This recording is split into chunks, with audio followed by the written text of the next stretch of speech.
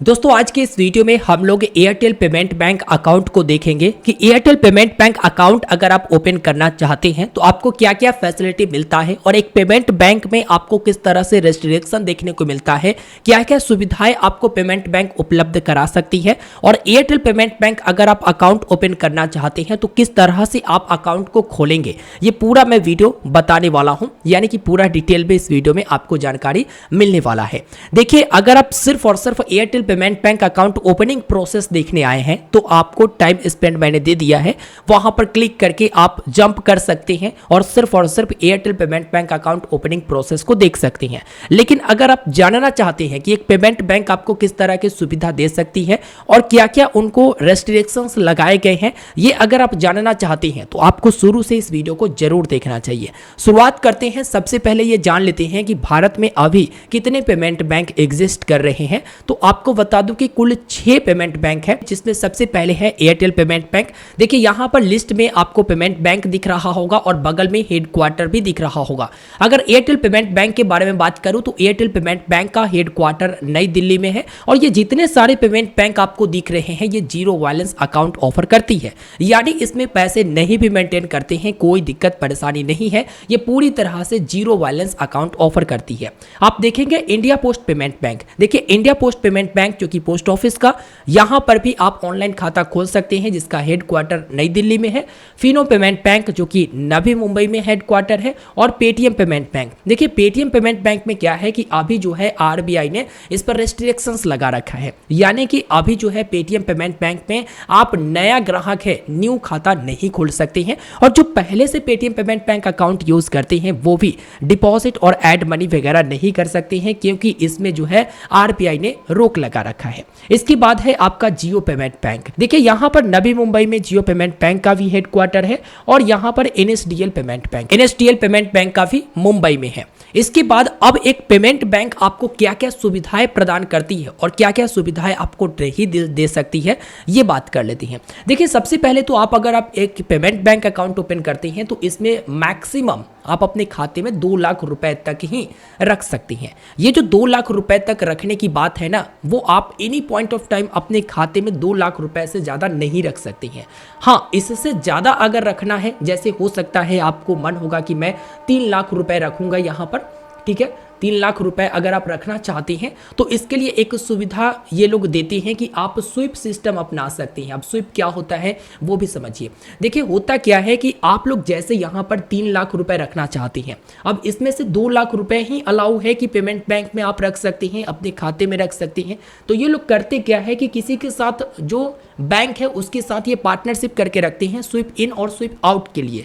अब इसमें से जो 1 लाख रुपए एक्स्ट्रा हुआ वो स्वीप कर देते हैं दूसरे में। जैसे ये एयरटेल का आपने खोला और ये सूर्योदय स्मॉल फाइनेंस बैंक के साथ पार्टनरशिप करके रखा है। अब यहाँ पर आप 3 लाख रुपए अपने खाते में रखते हो तो इसमें से ये क्या करेगा कि 1 लाख रुपए सूर्योदय स्मॉल फाइनेंस बैंक को दे दे, क्योंकि इनको 2 लाख रुपए का ही लिमिट मिला हुआ है। तो 1 लाख रुपए इन्होंने सूर्योदय स्मॉल फाइनेंस बैंक में आपका रख दिया। अब जैसे ही यहाँ से आप जैसे अभी बच गया इसमें 2 लाख और इसमें आपका चल गया 1 लाख। अब जैसे ही इसमें से मान लो कि 1 लाख रुपए आप यहाँ पर खर्च कर लिए तो ये जो 1 लाख रुपए है वो तुरंत आपके एयरटेल पेमेंट बैंक अकाउंट में या फिर जिस भी बैंक जो पेमेंट बैंक अकाउंट है उसमें ये पैसा आ जाएगा। तो ये स्वीप इन और स्वीप आउट की फैसिलिटी देता है। लेकिन जो पेमेंट बैंक है ना, चाहे आपका पेमेंट बैंक का सेविंग्स अकाउंट हो या करंट अकाउंट हो, इसमें 2 लाख रुपए से ज्यादा आप नहीं रख सकती हैं। अगर एयरटेल पेमेंट बैंक के बारे में बात करें तो वो सूर्योदय स्मॉल फाइनेंस बैंक के साथ आपको स्वीप इन और स्वीप आउट की फैसिलिटी प्रोवाइड कराती है।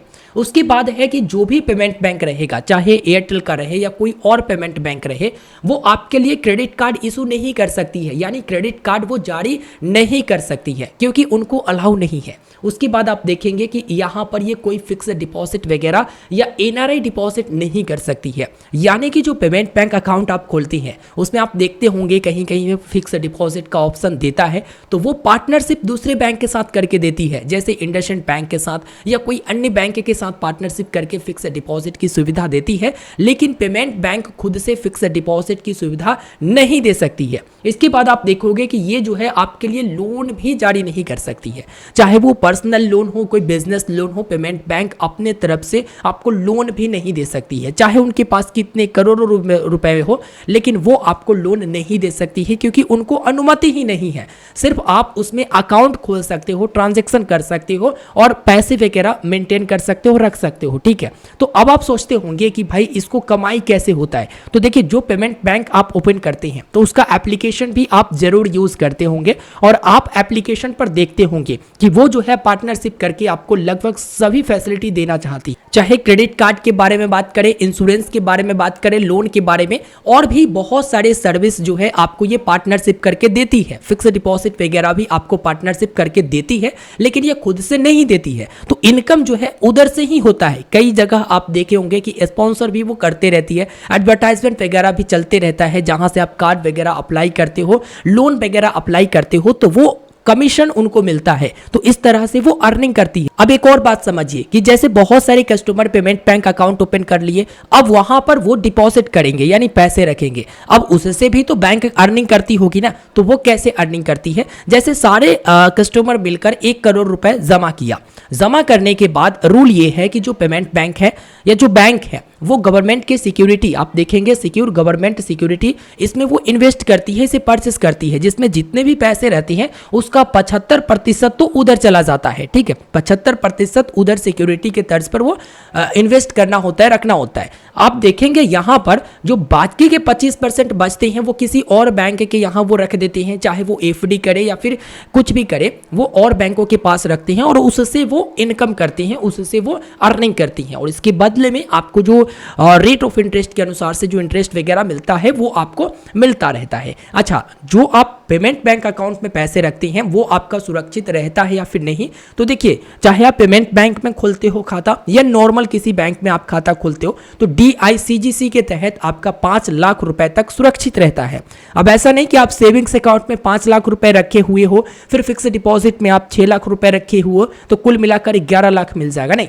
जो भी आप डिपॉजिट करके रखते हो, या सेविंग्स अकाउंट में रखो, फिक्स डिपॉजिट में रखो या फिर RD में रखो, ये सारे जोड़कर, या फिर जो इंटरेस्ट वगैरह मिला हुआ है आपके खाता पर, ये सारे जोड़कर आपका 5 लाख रुपए तक के सुरक्षित रहता है। जो कि आप किसी भी बैंक में खाता खोलते हो तो इतना ही आपका सुरक्षित रहता है, पेमेंट बैंक में भी इतना ही आपका सुरक्षित रहता है। तो अब आप सोचते होंगे कि भाई ये पेमेंट बैंक क्या जारी कर सकता है, तो नीचे मैंने छोटा सा यहाँ पर लिख दिया है, जो कि आप देखेंगे कि यहाँ पर फास्टैग जारी कर सकता है, NCMC कार्ड, उसके बाद डेबिट कार्ड और पासबुक तो वो जारी करता है ना जिसके पास BC पॉइंट होते हैं, बिजनेस कॉरेस्पोंडेंट पॉइंट होते हैं, ठीक है।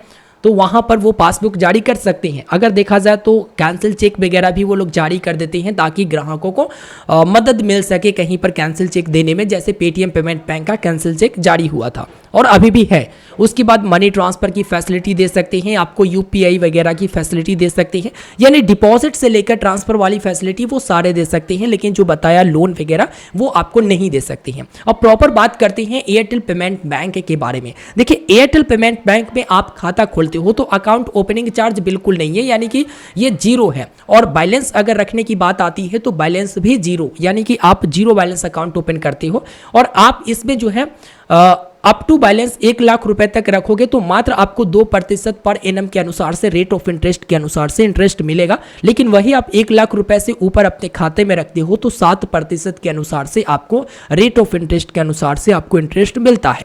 अगर इसमें SMS अलर्ट चार्ज के बारे में बात करें तो देखिए, प्रति SMS 0.3 रुपए जो है यहाँ पर बताया गया है, लेकिन फर्स्ट 10 SMS का कोई चार्जेबल नहीं है, 10 SMS के बाद ही आपको लगेगा।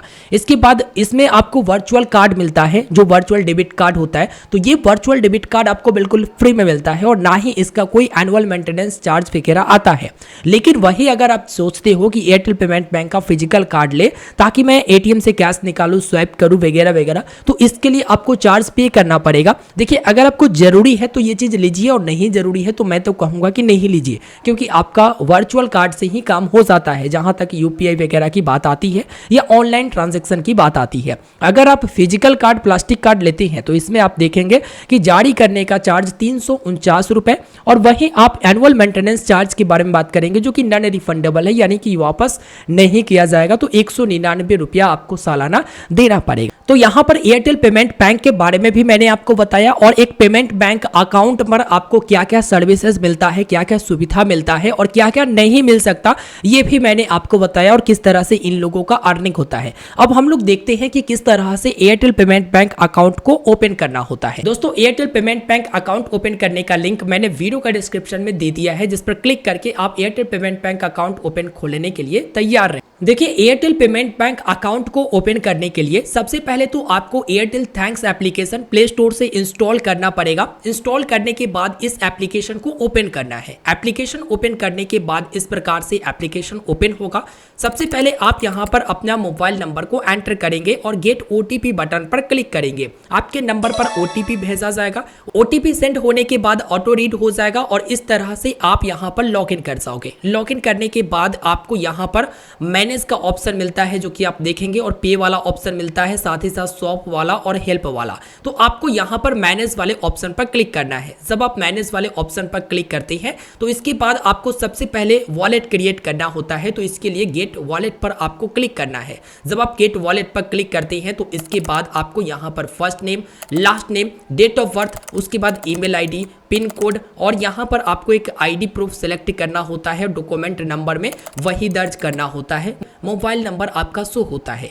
इसके ठीक नीचे आप देखोगे तो टर्म्स एंड कंडीशन, जिसे एग्री करना है और कंटिन्यू करना है। कंटिन्यू करने के बाद आपको अपना 4 डिजिट का पिन यहां पर बना लेना है, जो कि दोनों जगह पर, और उसके बाद डन पर क्लिक करना है।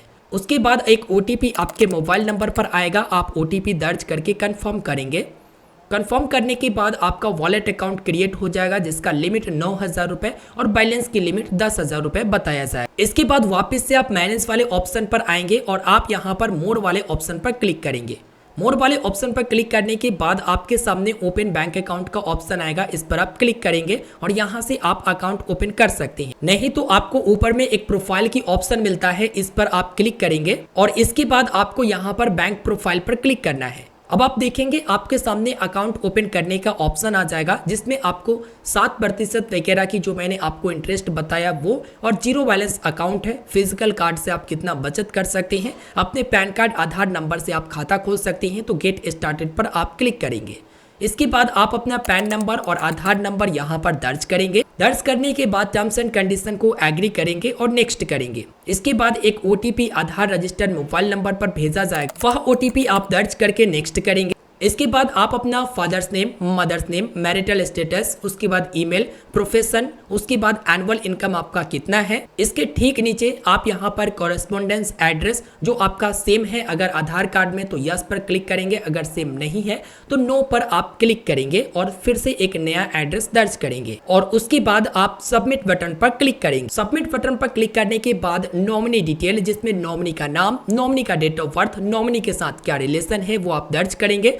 नॉमिनी का एड्रेस और आपका एड्रेस सेम है तो यस करेंगे, अगर अलग है तो नो पर क्लिक करेंगे और एक नया एड्रेस आप दर्ज कर लेंगे। यहाँ पर नॉमिनी का एड्रेस सेम है तो यस पर क्लिक करके सबमिट बटन पर आप क्लिक करेंगे। इसके बाद आपके सामने वीडियो कॉल केवाईसी की ऑप्शन आता है, जहां पर आप अपने ओरिजिनल पैन कार्ड को अपने पास रखेंगे और यहां से आप वीडियो कॉल की प्रोसेस शुरू करेंगे, जो कि सुबह 10 बजे से आप वीडियो कॉल की प्रोसेस शुरू कर सकते हैं और शाम 6 बजे तक शायद ये चलता है। ठीक है, तो यहाँ पर आप चाहे तो शेड्यूल भी कर सकते हैं और आगे आप वीडियो केवाईसी को कंप्लीट कर देंगे, जो कि आप अपने लैंग्वेज में, जो आपका लैंग्वेज अगर इंग्लिश है तो इंग्लिश, हिंदी है तो हिंदी, इसमें आप उनसे वीडियो कॉल करेंगे। ज़्यादा कुछ नहीं, एक ओटीपी टाइप के आएगा, वो आपसे पढ़वाया जाएगा और उसके बाद कुछ क्वेश्चंस आपसे पूछे जाएंगे, जो कि नॉर्मल आपका एड्रेस, पिन कोड और नाम वगैरह ये पूछा जाएगा और आपका वीडियो केवाईसी कंप्लीट कर दिया जाएगा। जब वीडियो केवाईसी कंप्लीट हो जाएगा तो उसके बाद आपका अकाउंट खुल जाएगा, आपको मैसेज मिल जाता है। इसके बाद आप देखेंगे वापस से कि आप एयरटेल पेमेंट बैंक में अपना अकाउंट एक्सेस कर पा रहे हैं और जो आपका सेविंग्स अकाउंट है वो खुल चुका है, जहां पर ऐड मनी वगैरह का भी ऑप्शन आपको देखने को मिल जाएगा और डेबिट कार्ड ऑर्डर करने का ऑप्शन भी मिल जाएगा। तो मैंने इस वीडियो में आपको बता दिया कि देखो एक पेमेंट बैंक में आपको क्या क्या सर्विसेज मिलता है, एयरटेल पेमेंट बैंक में आपको क्या सर्विसेज मिलेगा। साथ ही साथ मैंने ये भी बता दिया, इतना तो आप समझ ही गए होंगे कि किस तरह से आप अकाउंट को खोल सकते हैं। अब दिक्कत परेशानी नहीं होना चाहिए, अगर दिक्कत परेशानी होता है तो आप वीडियो के नीचे कमेंट बेहिचक कर सकते हैं। और हाँ दोस्तों, वीडियो के अंत में ये बताना चाहूंगा कि अगर आप पेमेंट बैंक अकाउंट ओपन नहीं करना चाहते हैं तो ऐसा कौन सा बैंक अकाउंट है जो जीरो बैलेंस अकाउंट है और ये रेस्ट्रिक्शंस आपको देखने को नहीं मिले, जहां पर वो खुद से लोन आपको दे सके, क्रेडिट कार्ड दे सके, साथ ही साथ जो 2 लाख रुपए की लिमिट है वो लिमिट देखने को ना मिले। तो ऐसे में आप एयू स्मॉल फाइनेंस बैंक का जीरो बैलेंस अकाउंट ओपन कर सकते हैं या कोटक महिंद्रा बैंक का जीरो बैलेंस अकाउंट ओपन कर सकते हैं। इसके ऊपर डिटेल में वीडियो दे चुका हूं, लिंक वीडियो के डिस्क्रिप्शन में है। और वीडियो के अंत में ये भी बताना चाहेंगे कि अगर आप अकाउंट खोल रहे हैं, चाहे पेमेंट बैंक अकाउंट खोल रहे हो या कोई और अकाउंट खोल रहे हो ना, तो देखो ज्यादातर अभी पेमेंट बैंक अकाउंट ब्लॉक किया जा रहा, वो इसलिए कि बहुत लोग जो है अलग अलग पोर्टल, गेमिंग पोर्टल या अलग अलग पर ट्रांजैक्शन करते हैं, तुरंत ट्रांजैक्शन करते हैं, जिससे ये पता चलता है कि कहीं फ्रॉड वाली ट्रांजैक्शन हो रहे हैं। इसको लेकर जो है अकाउंट ब्लॉक हो रहे हैं, या आपके ऊपर कोई पैसे भेज देता है, फिर वो कंप्लेन कर देता है साइबर सिक्योरिटी को और वहां पर वो आपका अकाउंट ब्लॉक करवा देती है। इसमें थोड़ी सी दिक्कत परेशानी होती है, लेकिन अकाउंट अनब्लॉक हो जाता है। हाँ, कुछ ऐसे केसेस होते हैं जिसमें आपको महीने 2 महीने भी रुकना पड़ सकता है, क्योंकि काफी सारे मेल भी मुझे मिले कि हाँ 2 महीने से अकाउंट अनब्लॉक नहीं हो रहा। तो उसमें एक सत्यापन की जरूरत होता है, जो कि फिर से री-केवाईसी वेरिफिकेशन वगैरह होता है, फिर आपने जो ट्रांजैक्शन किया उसका स्टेटमेंट उनको प्रोवाइड कराना होता है और अकाउंट अनब्लॉक कर दिया जाता है। इसलिए आप जब भी ट्रांजैक्शन करेंगे इस चीज को ध्यान में रखकर करेंगे। इस वीडियो फिलहाल इतना ही। अंत में ये बता दूं कि वीडियो के डिस्क्रिप्शन बॉक्स में मैंने अकाउंट ओपनिंग लिंक दे दिया है, जिस पर क्लिक करके आप अकाउंट खोल सकते हैं। तो इस वीडियो में फिलहाल इतना ही। वीडियो को लाइक कर दीजिए, अपने दोस्तों तक शेयर कीजिए और चैनल पर नए हैं तो सब्सक्राइब जरूर कीजिए। धन्यवाद।